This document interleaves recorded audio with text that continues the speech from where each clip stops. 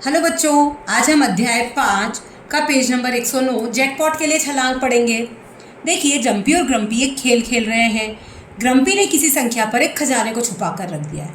अब जैसे मानो उसने 24 पर रख दिया है खजाने को छुपाकर, तो जम्पी को क्या क्या छलांग लगानी होगी जिससे कि वो 24 पर पहुंच सके। तो देखो, उसने 4 का चयन किया, तो 4 4 करके वो 24 पे पहुंच सकता है कि नहीं? पहुंच सकता है, क्योंकि 4 के टेबल में या 4 के पहाड़े में 24 आता है ना। तो 4 4 करके वो 6 बार में 24 पे पहुंच जाएगा। 4 छंग 24। तो शुरू कहाँ से करेगा? 0 से, और 4 4 के गुणज पर छलांग लगाते हुए आगे बढ़ जाएगा। अब जम्पी को खजाना मिल जाएगा। और ऐसा कौन सा साइज हो सकता है छलांग का जिससे कि वो 24 पर पहुंच जाए? तो देखिए, 24 पर पहुंचने के लिए हम शुरुआत 1 से करते हैं। अगर वो एक एक करके भी आगे बढ़ता तो भी वो 24 कदम में 24 पे पहुंच जाता, 0 से 24 तक। अगर वो 2 2 करके आगे बढ़ता, देखिए ये नीली लाइन जो है वो 2 2 करके दिखा रही है, तो 2 4 6 8 10 12 14 16 18 20 22 और 24, तो 2 2 कदम में 24 पे पहुंच जाता। ऐसे ही अगर वो छलांग का साइज 3 चूज करता, तो वो क्या करता? 3 3 करके आगे बढ़ जाता, तो भी 3 और 24, 8 बार में पहुंच जाता। या वो 4 चूज करता, जैसे ये ऊपर वाली लाइन है, तो 4 4 करके आगे बढ़ जाता, तो देखिए वो 6 बार में पहुंच जाता, 4 छंग 24। ऐसे ही वो 6 अगर चूज करता, तो 6 12 18 और 24, 4 बार में पहुंच जाता, 6 चौक 24। फिर वो अगर 8 चूज करता, तो 8 एकम 8, 8 दूनी 16, 8 तिया 24। ऐसे ही अगर वो 12 चूज करता, तो 12 एकम 12, 12 दूनी 24। और अगर 24 लेता तो डायरेक्ट 24 पे पहुंच जाता। ऐसे करके वो खजानों पर पहुंच सकता है। लेकिन इनसे जो बच गई है संख्या, उनसे अगर वो जंप करता तो खजाने पे नहीं पहुंच पाता। जैसे कि अगर वो 5 लेता, तो 5 10 15 20, फिर वो 25 पे पहुंचता, 24 उसका छूट जाता। तो इसलिए हमें ऐसी संख्या लेनी है जिससे कि वो 24 पर पहुंच सके। तो देखिए, हमारी ये संख्या कौन कौन सी हुई? 1 2 3 4 6 8 12 और 24। क्योंकि देखिए, 1 के पहाड़े में 24 बार में 24 आ जाएगा, 2 के पहाड़े में 12 बार में 24 आ जाएगा, 3 के पहाड़े में 8 बार में 24 आ जाएगा, और 4 के पहाड़े में 6 बार में 24 आ जाएगा। ऐसे करके हर बार वो 24 पर पहुंच जाएगा। ऐसी संख्याएं जो 24 को पूर्णतया विभाजित करती है, उन्हें हम 24 का गुणनखंड कहेंगे या भाजक कहेंगे। अब ये ग्रम्पी ने क्या किया? खेल को थोड़ा और कठिन कर दिया। उसने 2 खजानों को 2 अलग अलग स्थानों पर 2 अलग अलग संख्याओं पर रख दिया। अब उसे क्या करना पड़ेगा? अब ग्रम्पी ने खजाने को 24 और 36 पर रख दिया है। जम्पी छलांग का आकार 7 चुनता है। तो देखिए, 7 के पहाड़े में 14 तो आता है, 7 दूनी 14, लेकिन 7 के पहाड़े में 36 आता है क्या? नहीं आता है। 7 पंजे 35 आता है, पर 36 नहीं आता है। वो 36 पे तो पहुंच ही नहीं पाएगा। तो क्या जम्पी दोनों खजानों पर पहुंचेगा? 0 से शुरू करते हुए वह 7 14 21 28 35 42 ऐसे पहुंचेगा। तो हम क्या देख रहे हैं कि वो 14 पर तो पहुंच गया, लेकिन 36 पर तो नहीं पहुंच पाया। 28 के बाद सीधे 35 और 35 के बाद 42 पर पहुंचा है। 36 तो बीच में गायब हो गया है। तो अब उसे कौन सी छलांग लेनी पड़ेगी? तो देखिए, हम 14 के गुणनखंड निकाल के देख लेते हैं कि 14 किस किस के पहाड़े में आता है। तो देखिए, 14 1 के पहाड़े में आता है, 2 के पहाड़े में आता है, 7 के पहाड़े में आता है और 14 के पहाड़े में आता है। ऐसे ही 36 किस किस के पहाड़े में आता है? तो 36 1 के पहाड़े में आता है, 2 के पहाड़े में आता है, 3 के पहाड़े में भी आता है, 4 के में आता है, 6 के में आता है, 9 के में आता है, 12 के पहाड़े में आता है, 18 के पहाड़े में आता है और खुद 36 के पहाड़े में आता है। अब हम देखेंगे कि 14 और 36 इन दोनों के जो गुणनखंड निकाले, उनमें ऐसे कौन से जो दोनों में ही आ रहे हैं, जो दोनों में कॉमन है। तो देखिए, 1 ये यहाँ और यहाँ दोनों जगह आ रहा है। ऐसे ही 2 वो भी यहाँ और यहाँ दोनों जगह आ रहा है। इसके अलावा यहाँ 7 आ रहा है पर यहाँ नहीं आ रहा है, यहाँ 14 आ रहा है पर यहाँ नहीं आ रहा है। तो बस और कोई सी भी संख्या कॉमन नहीं हो सकती है। तो जम्पी को छलांग का आकार क्या लेना पड़ेगा? या तो 1 या फिर 2। देखिए, या तो वो 1 लेगा या 2 लेगा, तभी वो 14 और 36 दोनों पर पहुंच सकता है। तो ये जो दोनों के लिए छलांग का कॉमन आकार जो लिया, उसे हम कहते हैं सार्व गुणनखंड या फिर उभयनिष्ठ गुणनखंड। तो ऐसी 2 संख्याएं जिनके दोनों के गुणनखंड कॉमन जो निकालते हैं, उन्हें हम कहते हैं उभयनिष्ठ गुणनखंड या सार्व गुणनखंड। और खजाने के लिए जाने के लिए हमें उन्हीं को चुनना पड़ेगा। अब हमारे पास एक प्रश्न है, कौन सा छलांग का आकार 15 और 30 दोनों तक पहुंच सकता है? यह बहुत सारे छलांग के आकार संभव है, उन सभी को ढूंढने का प्रयास कीजिए। तो देखिए, कौन सा छलांग का आकार 15 और 30 दोनों तक पहुंच सकता है? तो उसके लिए हम क्या करेंगे? हमें सबसे पहले 15 के और 30 के गुणनखंड निकाल लेने चाहिए, फिर उसका सार्व गुणनखंड ज्ञात कर लेना चाहिए। तो देखिए, 15 के गुणनखंड क्या क्या होंगे?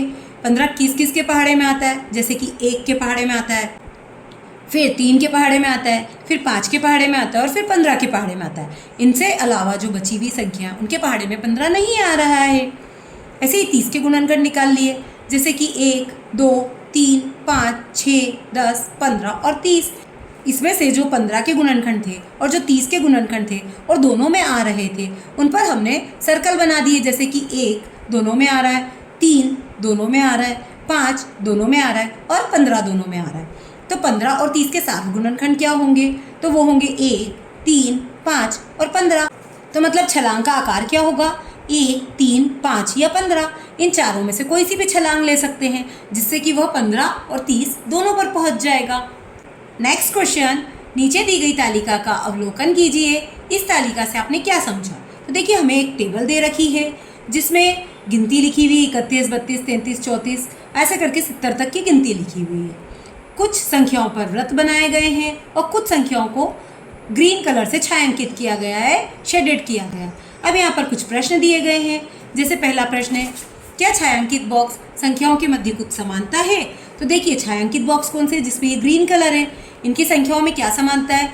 इसको देखिए, 33 पे आ रहा है, फिर 2 संख्या छोड़ के तीसरी संख्या 36 पे आ रहा है, फिर 2 संख्या छोड़ के तीसरी संख्या 39 पे आ रहा है। अगर हम इन्हें ध्यान से देखें तो सभी 3 के पहाड़े में आने वाली संख्या है, जैसे कि 33 3 के पहाड़े में 11 बार में आएगा, 36 12 बार में आएगा, 12 24 बढ़तिया 36 होता है ना।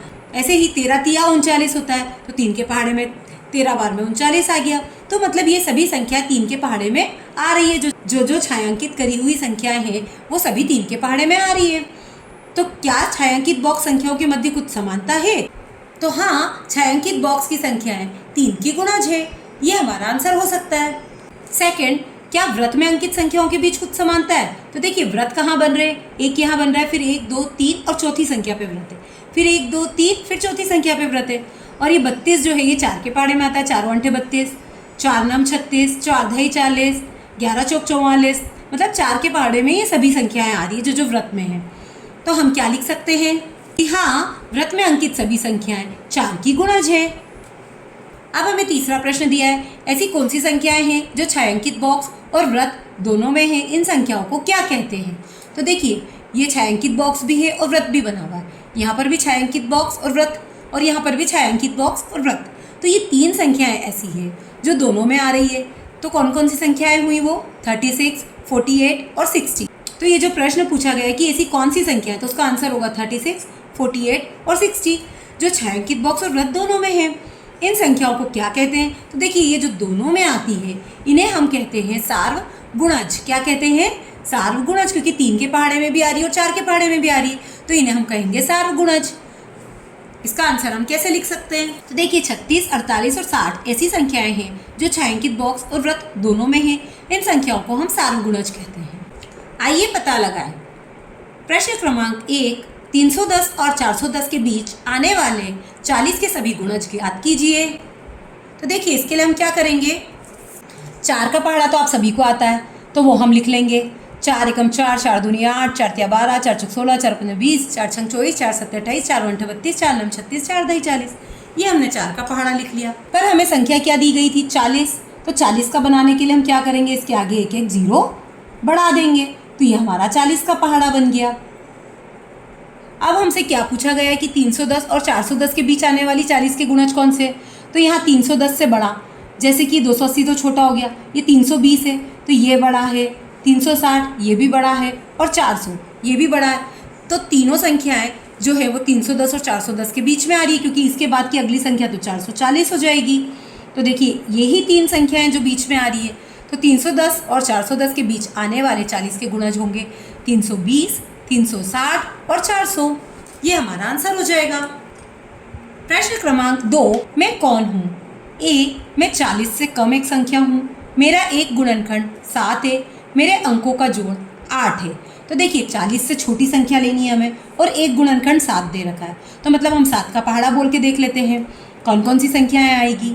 तो 7, 7 दूनी 14, 7 तिया 21, 7 चौक 28, 7 पंजे 35 और 40 से छोटी बोला इसलिए हमने 35 से ऊपर की नहीं लिखी, क्योंकि अगर 35 से ऊपर लिखते तो 42 आता और 42 40 से बड़ा हो जाता है। अब हमें आगे क्या बोला है?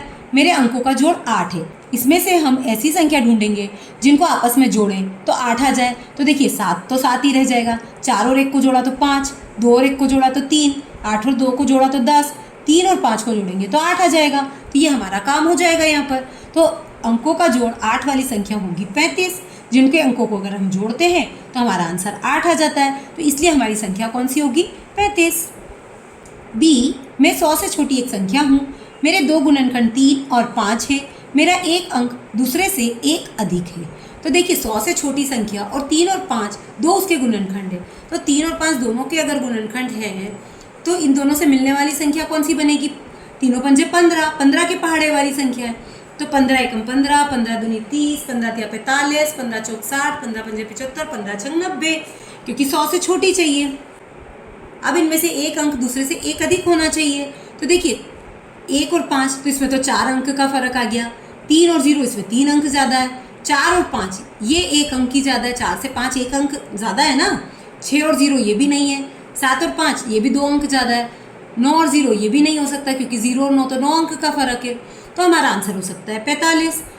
तो ये 45 हमारा आंसर होगा, क्योंकि इसमें एक अंक दूसरे अंक से एक अधिक है। तो हमारी संख्या होगी 45। प्रश्न क्रमांक 3, एक संख्या जिसके सभी गुणनखंडों का योग उस संख्या से दुगुना हो संपूर्ण संख्या कहलाती है। संख्या 28 एक संपूर्ण संख्या है। इसके गुणनखंड 1, 2, 4, 7, 14, 28 है और इनका योग 56 है, जो कि 28 का दुगुना है। देखिए 28 का डबल 56 होता है ना, तो इन सबको जोड़ेंगे तो 56 आ रहा है, तो ये 28 का डबल है। तो अब हमें 1 से लेकर 10 तक के बीच एक संपूर्ण संख्या ज्ञात करनी है। तो देखिए हमें 1 से लेकर 10 तक की संख्याओं के गुणनखंड ज्ञात करने हैं। तो 1 का गुणनखंड कौन होता है? 1। अगर अंक को जोड़ेंगे तो 1 अकेला है तो 1 ही रह जाएगा। ऐसे ही 2 के गुणनखंड क्या क्या होते हैं? 1 और 2। इनके अंकों को जोड़ेंगे तो 1 में 2 जोड़ा तो 3। अब 3 का गुणनखंड क्या होगा? 1 और 3, इनको जोड़ने पर 4। 4 का गुणनखंड 1, 2, 4, इनको जोड़ने पर 1 + 2 + 4 मतलब 7। ऐसे ही 5 के गुणनखंड 1 और 5, अंकों को जोड़ने पर 6।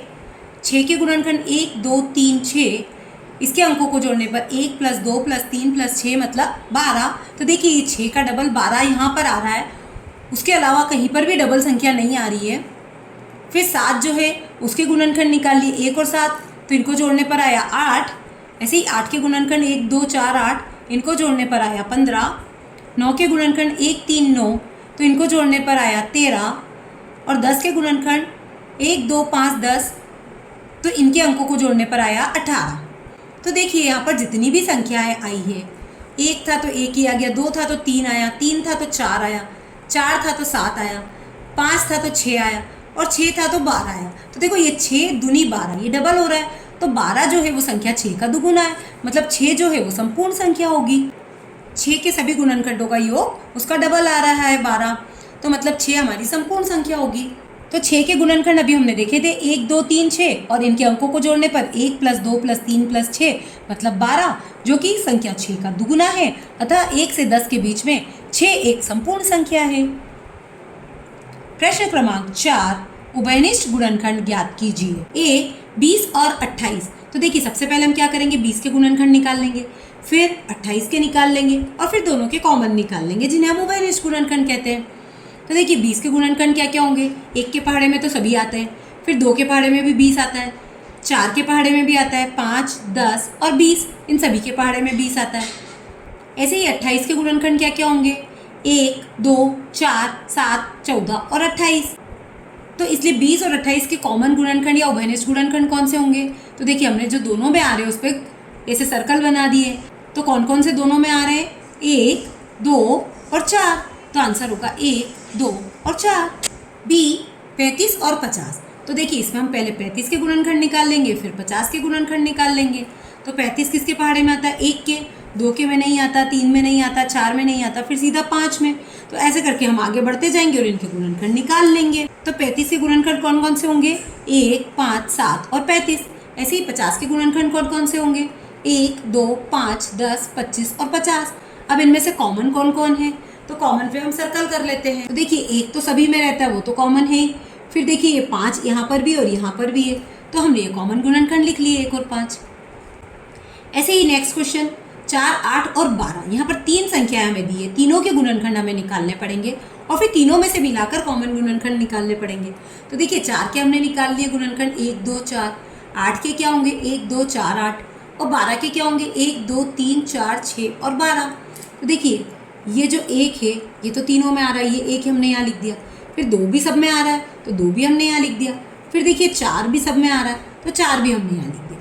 ये इसके कॉमन गुणनखंड हो गए हैं। डी 5, 15 और 25। अब की बार हम 5 के गुणनखंड, 15 के गुणनखंड और 25 के गुणनखंड निकाल लेंगे।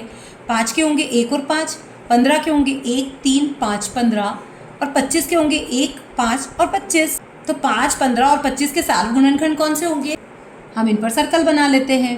तो देखिए 1, 1, 1 तो तीनों में आ रहा है और फिर 5, 5, 5 भी तीनों में आ रहा है, तो 1 और 5 इसके सारे गुणनखंड हो गए। प्रश्न क्रमांक 5, 3 ऐसी संख्याएं ज्ञात कीजिए जो कि 25 की गुणज है लेकिन 50 की नहीं। तो सबसे पहले हम 25 की गुणज लिख देते हैं। बच्चों यह ध्यान रखने वाली बात है कि गुणज मतलब आपको पहाड़ा आगे की तरफ बोलना है, मल्टीप्लाई करना है। जैसे 25 के गुणज 25, 50, 75, 100, 125, 150, 175, ये हम 25 का पहाड़ा बोल रहे हैं। और 50 के गुणज मतलब 50, 100, 150, 200, तो ये हम 50 का पहाड़ा बोल रहे हैं। और जब गुणनखंड की बात आई थी तब ये किस किस के पहाड़े में आते हैं, जैसे कि 5 किस किस के पहाड़े में आता है, तो 1 के पहाड़े में आता है और 5 के पहाड़े में आता है। 15 किस किस के पहाड़े में आता है, तो 1 के पहाड़े में आता है, 3 के पहाड़े में आता है, 5 के पहाड़े में आता है और 15 के पहाड़े में आता है। तो ये गुणनखंड होते हैं। तो ये चीज़ हमें विशेष ध्यान रखनी है कि गुणज और गुणनखंड में क्या अंतर है। जब गुणज का नाम आएगा तब हम पहाड़ा आगे की तरफ बोलेंगे और गुणनखंड हम किस किस के पहाड़े में आते हैं वैसे बोलेंगे। दूसरा, गुणनखंड निश्चित होते हैं। देखिए ये इसके और ज़्यादा गुणनखंड नहीं हो सकते लेकिन गुणज और आगे तक बढ़ सकते हैं। ये चीज़ें हमें ध्यान रखनी है। ऐसी 3 संख्या जो कि 25 की गुणज है लेकिन 50 की नहीं। तो देखिए 25 के पहाड़े में 25 आता है, फिर 75 आता है, फिर 125 और 175, जो कि 50 के पहाड़े में नहीं आ रहा है, क्योंकि देखिए 50, फिर 100, 150, 200 ऐसे चलेगा 50 का पहाड़ा। तो हमारी संख्याएं कौन कौन सी हो सकती है, 75, 125, 175, ये ऐसी संख्याएं हो सकती है जो कि 50 के पहाड़े में नहीं आ रही है, 50 की गुणज नहीं है। प्रश्न क्रमांक 6, अंशु और उसके मित्र 2 संख्याएं लेकर इडली वड़ा खेल खेल रहे हैं। दोनों संख्याएं 10 से छोटी है। पहली बार यदि कोई इडली वड़ा कहता है तो वह संख्या 50 के पश्चात आती है। वे दोनों संख्याएं क्या होगी जिन्हें इडली और वड़ा कहा गया है। तो देखिए 10 से छोटी संख्या कौन कौन सी होती है, 1, 2, 3, 4, 5, 6, 7, 8 और 9। तो हम इन सभी संख्याओं के गुणज लिख के देख लेते हैं। तो देखिए 1 के गुणज क्या होंगे, 1, 2, 3, 4, 5, 6 गिनती की तरह ही आगे बढ़ते जाएंगे। 2 के गुणज तो हम 2 का पहाड़ा लिख लेंगे, 3 के गुणज तो हम 3 का पहाड़ा लिख लेंगे, ऐसे ही हम सबका पहाड़ा लिख लेंगे। अब हमें बोला गया था कि संख्या 50 के पश्चात आती है, जो कॉमन मल्टीपल है वो 50 के बाद आता है सार्वगुणज।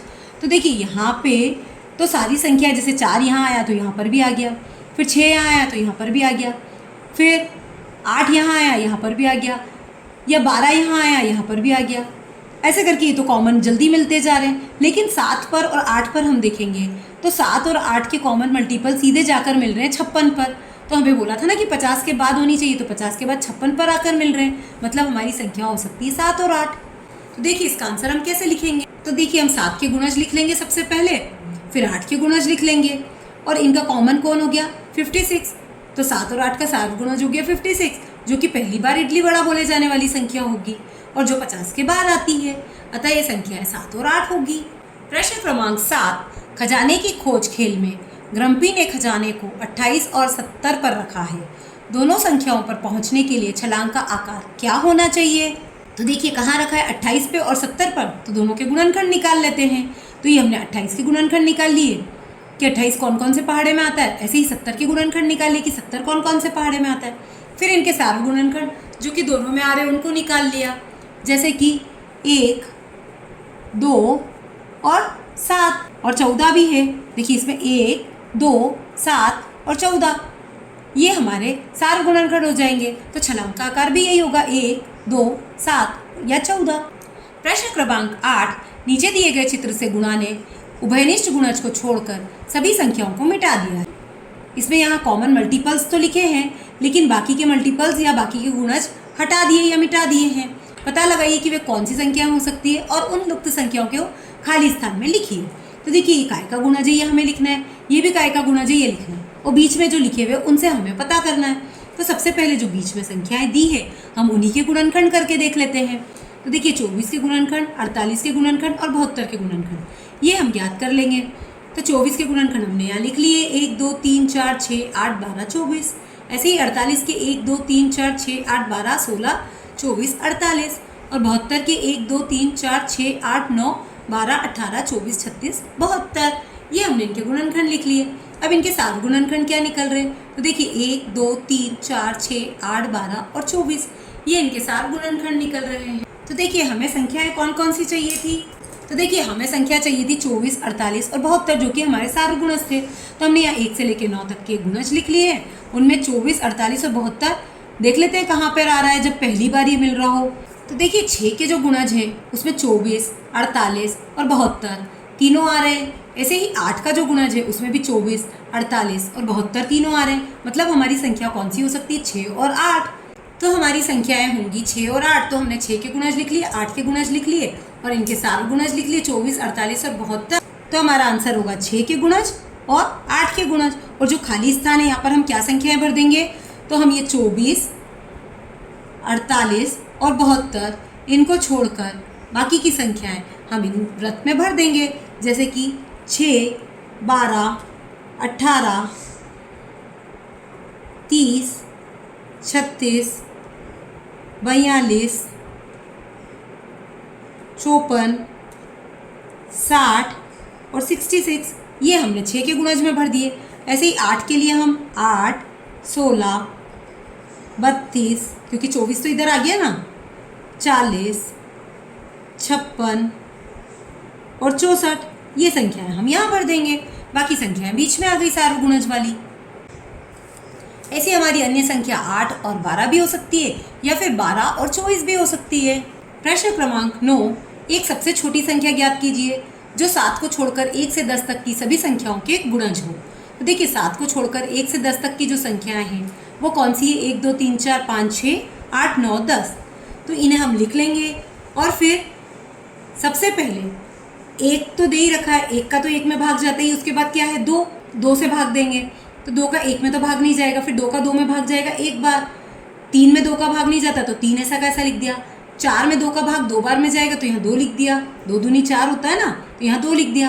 5 में 2 का भाग नहीं जाएगा, 6 में 3 बार में जाएगा, 8 में 4 बार में जाएगा और 9 में नहीं जाएगा और 10 में 5 बार में 2 का भाग जाएगा। ऐसे फिर से हमने 2 ले लिया तो 1 1 यहाँ पे 3 ऐसा कैसा लिख दिया, फिर जहाँ 2 था वहाँ 1 कर दिया। 5 3 और 4 में 2 का भाग 2 बार में, 9 और 5 ऐसा कैसा लिख दिया। फिर देखिए जब तक 2 खत्म नहीं होगा तब तक हम 2 से ही भाग देते रहेंगे। तो फिर से हमने 2 से भाग दिया। अब देखिए यहाँ और किसी संख्या में भाग नहीं जाएगा, सिर्फ इस 2 में भाग जाएगा तो उसकी जगह 1 आ जाएगा। ऐसे ही उसके बाद हम छोटी दूसरी संख्या कौन सी होगी? 3। तो 3 से भाग देना शुरू करेंगे तो जहाँ जहाँ 3 है या 3 के पहाड़े की संख्या या गुणज है वहाँ भाग चला जाएगा। जैसे 3 में जाएगा तो 1 आ जाएगा, 5 में नहीं जाएगा फिर 3 में 1 आ जाएगा और 9 में 3 तिया 9 होता है इसलिए 3 बार में जाएगा। अब एक और बार 3 बच रहा है इसलिए एक और बार 3 से भाग देंगे। तो देखिए बाकी किसी में भाग नहीं जाएगा, सिर्फ इस 3 में भाग जाके 1 आ जाएगा। फिर हम 5 से भाग देंगे तो 5 से भाग देने पर 1 आ जाएगा, फिर 5 से भाग देने पर 1 आ जाएगा। फिर ये जो भी संख्याएं आई है जैसे 2 2 2 3 3 5 इन सभी का हम आपस में गुणा करा देंगे तो आ जाएगा 360। तो 360 वह संख्या होगी जो कि 7 को छोड़कर सभी संख्याओं की गुणज होगी। प्रश्न क्रमांक 10, एक सबसे छोटी संख्या ज्ञात कीजिए जो कि 1 से 10 तक की सभी संख्याओं का गुणज हो। तो देखिए हमने 1 से लेकर 10 तक की सभी संख्याएं लिख ली है और जैसे हमने पहले किया था वैसे के वैसे ही हम वापस से भाग दे रहे हैं 2 से। तो देखिए यहाँ से यहाँ तक का भाग तो पहले जैसा हमने किया है सेम वैसे ही हो जाएगा, बस इसमें एक संख्या 7 बढ़ चुकी है तो 7 के लिए हमें 7 से भाग देना पड़ेगा। तो इसके लिए हमने 7 से भाग दे दिया है। ऐसा क्यों हुआ कि 7 का किसी और से भाग नहीं गया? क्योंकि 7 किसी और के पहाड़े में नहीं आता है। तो हमने इन सभी संख्याओं में गुणा कराने में 7 का भी गुणा करा दिया। तो देखिए इन सब का गुणा तो हमारा कितना आया था? 360। उसमें हम 7 का गुणा करा देंगे तो अभी का आंसर हमारा पास आ जाएगा। तो 360 में 7 का गुणा कराने पर आया 2520। तो वह संख्या होगी 2520 जो कि 1 से लेकर 10 तक की सभी संख्याओं का गुणज होगी। 2520 वह संख्या जो कि 1 से 10 तक की सभी संख्याओं का गुणज है।